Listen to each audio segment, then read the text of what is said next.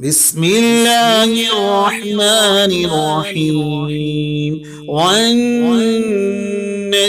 إذا هوى ما ضل صاحبكم وما غوى وما ينطق عن الهوى إن هو إلا وحي يوحى علمه شديد القوى ذو مرة فاستوى وهو بالأفق الأعلى ثم دنا فتدلى فكان قاب قوسين أو أدنى فأوحى إلى عبده ما أوحى ما كذب الفؤاد ما رأى أفتمارونه على ما يرى ولقد رآه نزلة أخرى عند سدرة المنتهى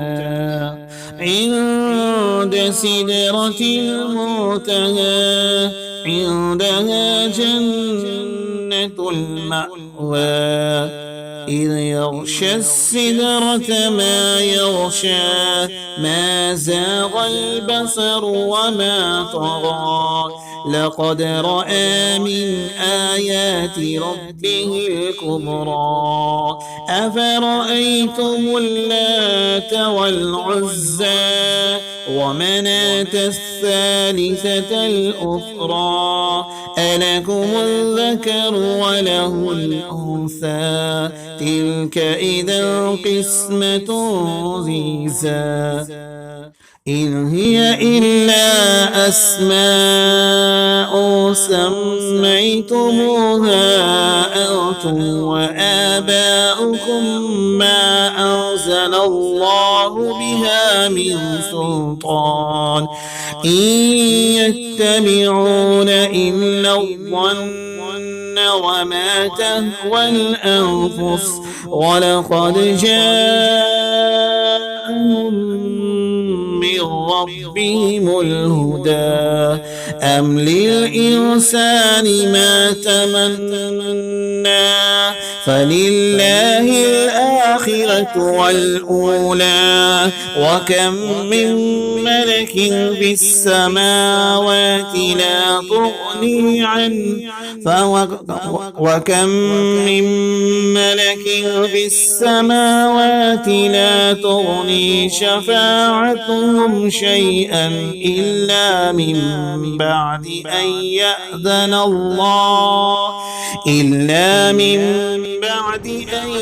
يأذن الله لمن يشاء ويرضى إن الذين لا يؤمنون بالآخرة ليسمون الملائكة تسمية الأنثى وما لهم به من علم إن يتبعون إلا الظن وإن الظن لا يغني من الحق شيئا فأعرض عن من تولى عن ذكرنا ولم يرد إلا الحياة الدنيا ذلك مبلغهم من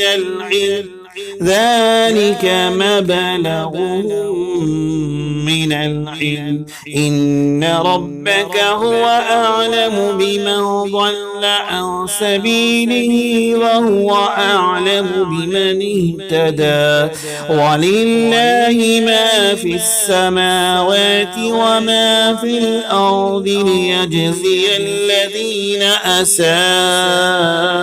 بما عملوا ويجزي الذين أحسنوا بالحسنى الذين يجتنبون كبائر كبائر الإثم والفواحش إلا اللمم إن ربك واسع المغفرة هو أعلم بكم إذ أنشأكم من الأرض وإذ أنتم أجنة في بطون أمهاتكم فلا تزكوا أنفسكم هو أعلم بمن اتقى أفرأيت الذي تولى وأعطى قليلا وأكدى أعنده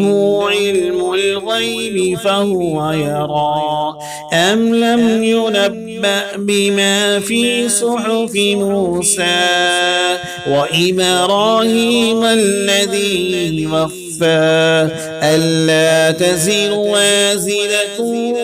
وزر أخرى وأن ليس للإنسان إلا ما سعى وأن سعيه سوف يرى ثم يجزاه الجزاء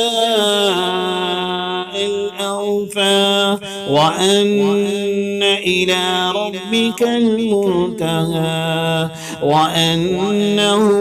هو أضحك وأبكى وأنه هو أمات وأحيا وأنه خلق الزوجين الذكر والأنثى